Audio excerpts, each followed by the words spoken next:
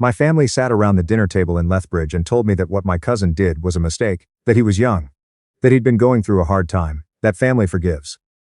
So I nodded once, smiled the way you smile at someone you've already said goodbye to, and went back to Vancouver to continue the work I'd started 8 months earlier. The work of very carefully, very legally, removing every load-bearing wall I'd been quietly holding up beneath their lives. I work in structural engineering for an infrastructure firm with offices in Calgary and Vancouver. That March, I'd been on a rotation up in Fort McMurray for 6 weeks. One of those compressed project timelines where you work 12-hour days, 6 days a week, and don't think about much outside load calculations and site inspections and permit deadlines. The kind of rotation that empties your head of everything except the work. The project came in 3 days early. My project director called it a minor miracle and told me to take the long weekend. I thought about staying one more night, maybe catching something on at the hotel bar. But the truth was I'd been thinking about my girlfriend for the last week, in a way that had started to feel like an ache. 4 years together. A year and a half of living together in our condo in Beltline. We'd been talking about adding her name to the mortgage. I didn't text ahead. I wanted it to be a surprise. I caught the last WestJet flight out of Fort McMurray and landed in Calgary just before 11. I stopped at the Co-op on 14th on the way from the airport, the one that's open until midnight, and picked up a bunch of tulips from the cooler near the entrance. Orange ones. She always said they were her favorite because nobody bothered with orange. Everyone just bought red roses without thinking. Orange tulips actually took effort to notice. I noticed. I always noticed. The condo was on the 8th floor. I took the elevator up, my duffel over one shoulder, the tulips in my other hand. The hallway smelled the same as it always had. New carpet and someone's cooking from down the hall that I'd never been able to identify but always found oddly comforting. I unlocked the door as quietly as I could. The living room was dark. Her laptop was closed on the coffee table. Her jacket was over the arm of the couch, not hung up, just dropped there the way she always did when she came home distracted. I thought she'd gone to bed early. Then I heard it. 2 voices. From behind the bedroom door. I knew the second voice before my brain had finished processing what I was hearing. I'd known that voice my entire life. My cousin and I grew up on the same street in Lethbridge.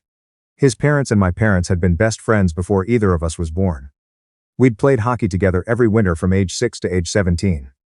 He was the first person I called when I got the job offer in Calgary. He was the person I'd told first, when things started getting serious with my girlfriend. He'd called me 3 weeks earlier, while I was still on site, asking for advice about a woman he was seeing. Someone complicated, he said. He didn't elaborate much. I stood in my own hallway for about 10 seconds. The plastic wrap around the tulip stems crinkled slightly, because I'd unconsciously tightened my grip. Then I walked to the bedroom door, and opened it. His work boots were on my side of the bed, not by the entrance. On my side, his Blundstones, the ones I'd watched him buy at MEC on 10th last spring, were sitting on the floor beside my nightstand like they belonged there. My girlfriend saw me first. Her face went the color of fresh caulking, completely drained. My cousin scrambled backward. He tried to say my name. His mouth opened and closed twice without producing a sound. I looked at the room the way I look at a structural diagram, when something's not adding up, methodically. Her wine glass was on my nightstand, not hers. His jacket was on the floor beside the dresser. His truck keys were on the windowsill next to her phone. These weren't the details of a single terrible decision made in a bad moment. These were the details of ease, of habit, of people who'd had enough time to get comfortable. Something went very quiet inside my chest, not the quiet of shock, the quiet of a load-bearing calculation resolving, clean, cold, and final. I did not say anything. I looked at both of them for long enough that the silence became its own statement. Then I went to the closet, pulled my large duffel bag down from the top shelf, and started packing. My girlfriend was out of bed in seconds, her robe wrapped around her, reaching for my arm. Please. Can you please talk to me? This isn't what it looks like, we need to talk, please don't leave like this. I moved around her like she was a piece of furniture I was navigating. Passport. Birth certificate. My personal laptop and the hard drive. From the top drawer of my desk. 3 changes of clothes, grabbing whatever I touched first. My toiletries from the bathroom. I did not look at his toothbrush on the counter. I knew it would be there. I did not need to see it. My cousin was in the doorway now, in jeans and nothing else, trying to block the hall. Come on, man, say something. Yell at me. Do anything. Just don't walk out like this. I stopped. I looked at him directly for the first time. This was the person I'd taken money out of my RRSP contribution for 1 quarter to lend him $1,000. When he was between jobs. The person whose name I'd personally vouched for to get him listed on the approved subcontractor roster. For a multi-million-dollar energy infrastructure project in central Alberta. The person I'd called my closest family for 30 years.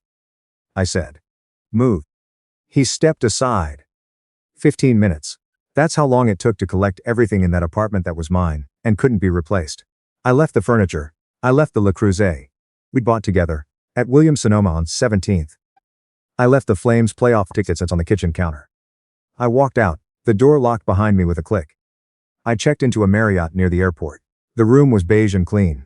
And had nothing in it that meant anything. I set my duffel on the luggage rack, sat on the edge of the bed, and looked at the wall. My phone started vibrating around midnight, my girlfriend, then my cousin, then my aunt, his mother, which told me he'd already called home. I turned the phone face down and opened my laptop. I didn't write anything emotional. I opened a blank Excel spreadsheet and titled it, Current Commitments. I started listing names. I started listing numbers. I worked until 4 in the morning, and by the time I closed the laptop, the sheet was 10 rows deep, and I had a clear architectural view of exactly how many walls I'd been quietly holding up without anyone noticing the weight. My mother called at 8:15. The next morning. I answered on the 4th ring. She didn't ask how I was. She led with how my cousin was. He feels terrible, she said, in that particular voice she used when she was trying to project a calm she didn't feel. He's been sick about this all night. Your father and I talked. Sweetheart, he's family. This is complicated, but he's family. I let her talk for 12 minutes. I know because I was watching the hotel gym treadmill timer while she spoke. She talked about impulsive decisions, about how young men make mistakes, about how what matters is what we choose in the hard moments. She talked about my grandfather. She talked about forgiveness being a strength, not a weakness. She thought I was coming around. I could hear the relief beginning to soften her voice toward the end. I'll think about it, I said. Oh, a long exhale. Yes, that's wonderful. I'm so proud of you for being so reasonable about this. I have to go, I have calls. I hung up. I had no intention of thinking about it. My older sister texted at 10. She's always been different from the rest of them. No agenda, genuinely warm in a way that was never a performance. I heard. I'm so sorry, I love you, where are you? I thought about who she was within that family. She went to every dinner. She showed up when things fell apart. Her instinct toward harmony was real. It also made her the perfect person to have on my side of the information divide. I'm safe. I need space right now. But can you do something for me? Keep me posted on what's happening at home? She replied within 30 seconds. Of course, anything. I had my informant. 2 weeks later, I was in Vancouver. My firm had been trying to move me to the Pacific office for 2 years. Better portfolio, faster promotion path, more complex projects. I'd been delaying it for reasons I could never quite articulate clearly. I called my regional director the morning after I left the condo.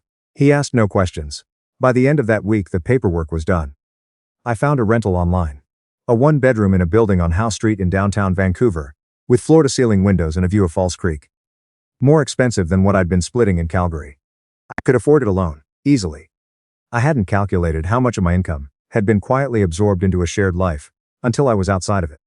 The first week I bought new furniture.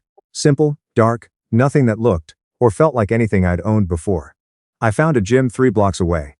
I found a coffee shop on Granville that opened at 5:30 and played exactly the right amount of ambient noise for thinking. I mapped a running route along the seawall. Then I reopened in the spreadsheet. My cousin's career in the trades had been built almost entirely on a foundation of my referrals.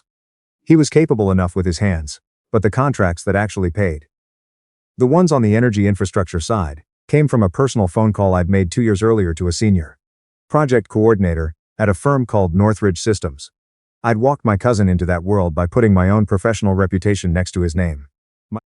His biggest upcoming job, a 16-week electrical subcontracting contract on a pipeline relay project, was predicated on the continued goodwill of that coordinator. My name was on the original introduction. I called from my office in Vancouver on a Tuesday afternoon in May. We talked about the Pacific office, the projects I was scoping. Then I mentioned, casually, that I'd been consolidating where I directed referrals. I mentioned a competitor of my cousin's, a larger subcontracting firm with cleaner bonding, stronger on recent projects.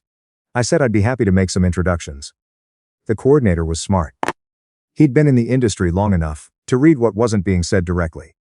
The pipeline project's been going through a vendor review anyway, he said. Send me what you've got on the other firm. I changed my cousin's cell in the spreadsheet from green to red. My sister's updates arrived like clockwork. The first came 2 months after I'd left Calgary. A photo attached, A birthday dinner at my parents' house. My cousin had his arm around the back of my girlfriend's chair. They were laughing. My girlfriend was wearing the small hammered gold earrings I'd given her last November. I'd spent 40 minutes picking them out at a jewelry shop on 4th Avenue. The sales associate told me the style was understated but noticed. I'd thought, that's exactly her. I looked at those earrings in the photo for a long time. Then I opened my contacts and called the founder of a tech consulting startup. I'd introduced my girlfriend to 18 months earlier at my firm's client appreciation event. He'd hired her for knowing brand strategy work because I'd personally told him she was the most thoughtful person I knew for that kind of work. We caught up briefly. Then I mentioned a graphic and brand strategist I'd recently come across through the Vancouver design scene.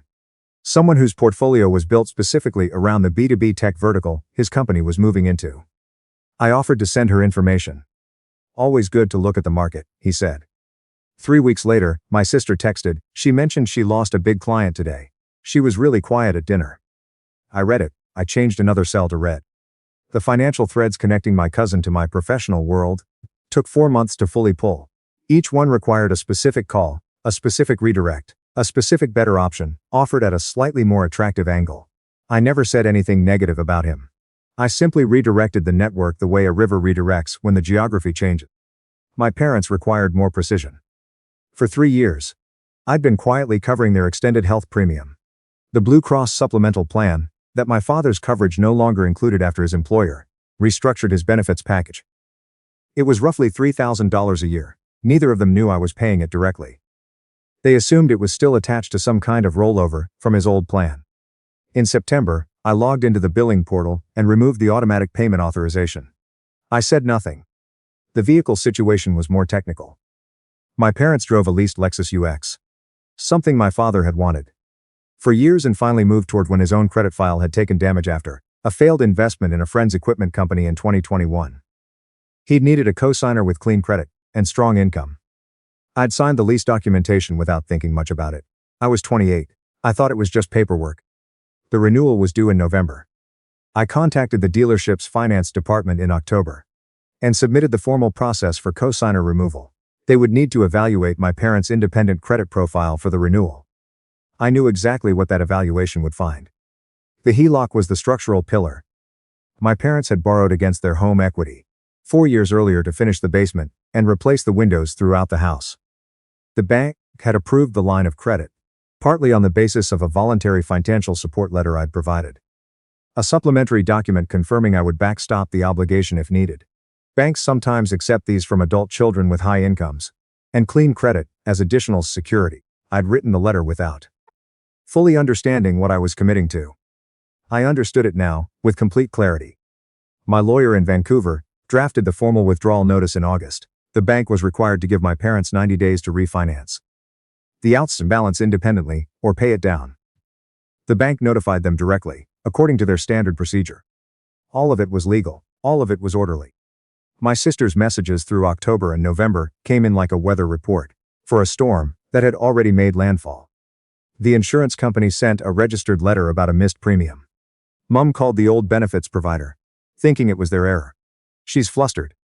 His big Alberta contract didn't get renewed. He's been on the phone every day trying to figure out what happened.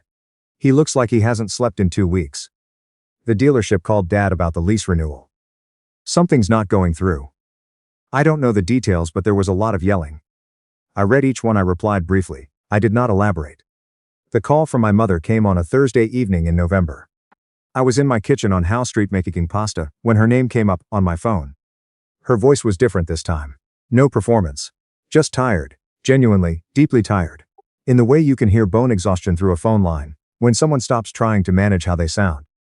We need to see you, she said. Your father and I want to have a proper dinner. Just the family. Will you come? I kept stirring the pasta. Okay. I heard her exhale slowly. Thank you, sweetheart. I booked a direct WestJet flight to Calgary for Friday, rented a gray Audi from Hertz at the airport, and checked into the Hotel Arts on 12th. I arrived Thursday evening so I could sleep properly, work out in the morning, and arrive at my parents' house in Lethbridge at exactly the time I intended. I wore a navy linen shirt, dark trousers, clean leather shoes. Nothing I'd owned during the years I was the person who quietly absorbed everyone else's costs. Everything was new. My mother opened the front door before I reached it. She looked like someone had slowly let the air out of her. She reached for a hug. I let her put her arms around me, and I stood still until she stepped back. My father was at the dining table. He stood, offered his hand, gripped with more firmness than the situation called for.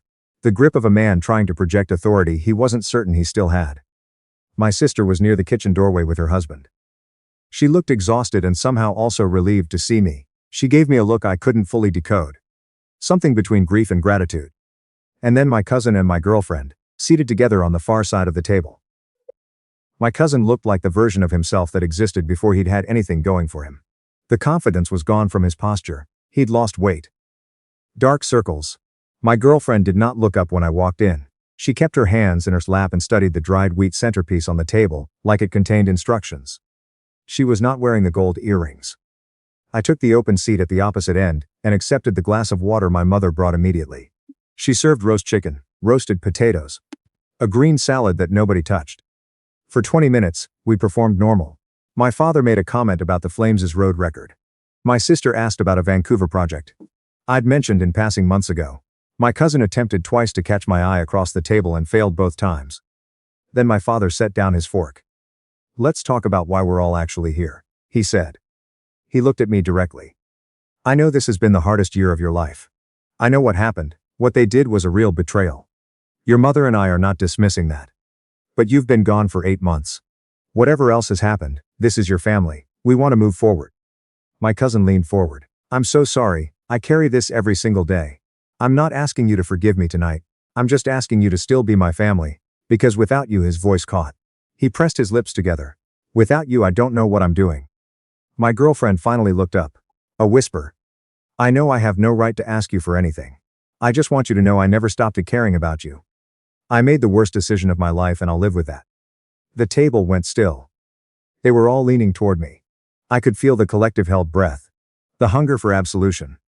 I took a slow sip of water, set the glass back down on its ring in the tablecloth. "Are you finished?" I said. My father started, "Son, I'd like to say something." My voice was even. The room went quiet. I looked at my cousin first. "You've been doing subcontracting work on energy infrastructure projects for the past 2 years, I said. "The coordinator at Northridge Systems who put you on the approved vendor list. I made that introduction personally.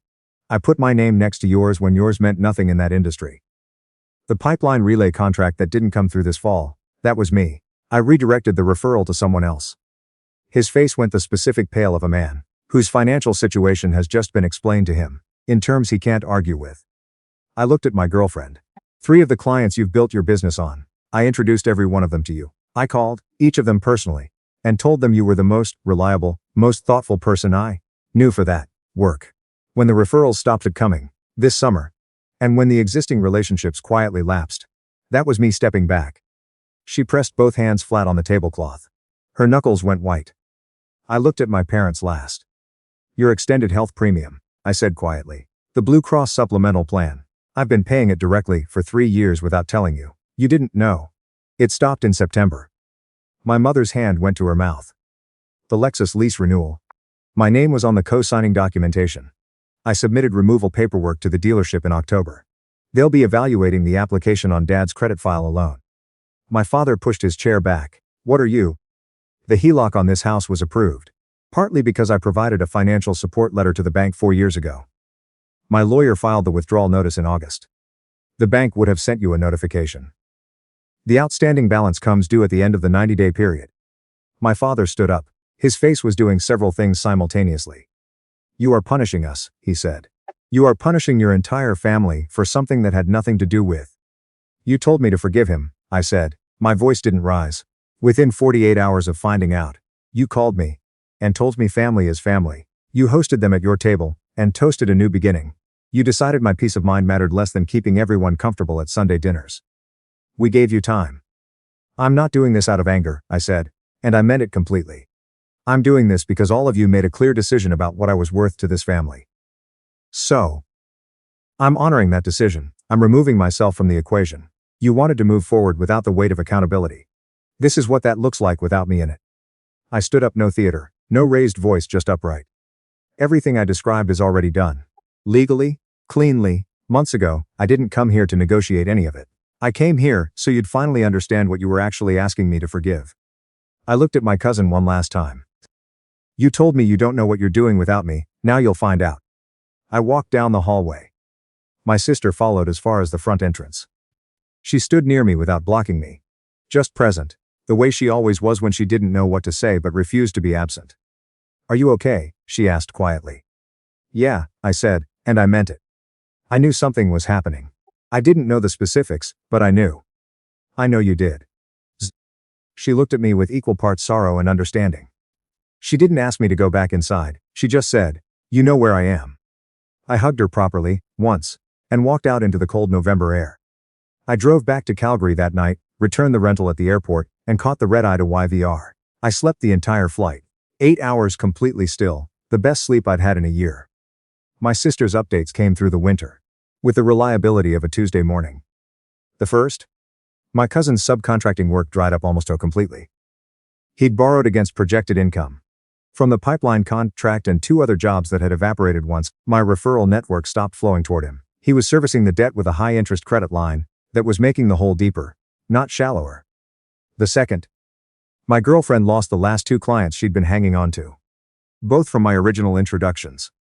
She'd taken a part-time in-house role at a print shop, something with a salary low enough that she and my cousin were fighting constantly about the rent in the Beltline apartment they'd moved into together. The same neighborhood where my condo was. The third, the HELOC payment came due. My parents couldn't qualify to refinance. My father's credit profile had too much damage. They listed the house in February. My sister sent a voice note after that one. Short. She said, I think I understand now what you were actually holding up. I don't think any of us had any idea. In January, I started seeing someone. She's a contracts lawyer at a firm downtown, precise, direct, with a dry sense of humor I didn't fully appreciate until our second conversation. We met at a Pacific Northwest Infrastructure Council networking event. She didn't ask many questions about my past, and I didn't volunteer much. That felt right for a long time. Eventually I told her enough. She listened without performing a reaction. In March, my girlfriend found my LinkedIn and sent a long message. 3 paragraphs. To my professionals, central inbox. She said she'd realized too late that what she'd had with me was real. She said my cousin had become someone unrecognizable once the money ran out. She said she'd made the worst trade of her life and she hoped I'd be willing to talk. I read it on a Tuesday morning, at the coffee shop on Granville. I didn't feel what I expected to feel. Not even a trace of the pull I'd braced for. She was a stranger writing to me about a life I used to live. What I felt was something very close to nothing. And the nothing was the cleanest thing I'd experienced in a long time. I forwarded the entire message to my cousin's number via text. No caption, no explanation. My sister messaged 2 days later, they broke up. He apparently saw something she sent. I don't have details, but it wasn't quiet. I know, I wrote back. In April, I was promoted to Associate Regional Director for the Pacific office. Youngest person to hold the role in the firm's BC history. My director mentioned it at the all-staff meeting. People clapped. I shook hands and went back to my desk and picked up the project file I'd been working through. My sister came to visit in May. She stayed for 10 days, walked the seawall with me every morning, and met my girlfriend on the last evening. The 3 of us had dinner at a quiet place in Yaletown. I watched my sister laugh at something my girlfriend said, genuinely and without effort, and felt something settle in my chest that I hadn't realized had been slightly off balance. My sister pulled me aside, outside the restaurant. I want you to know, she said, that I always knew you were the one holding things together. I just didn't understand how much of it was you until you stopped. You never needed holding up, I said. You never did. She smiled at that, a little sadly. The others did though. Yeah, I said. They did. The life I have now isn't the one I was building at 28. It's quieter. No shared account. No other name on the lease. No assumption that my resources and my reputation are communal property available to whoever happens to be standing close enough to take from them. What I built before was real, in its way. The work was real. The effort was real. But I'd confused reliability with intimacy, and proximity with loyalty, and I'd let that confusion run for years without examining it. What I have now is solid in a different way, not because it was built for others. Because this time, I'm the only one holding it up.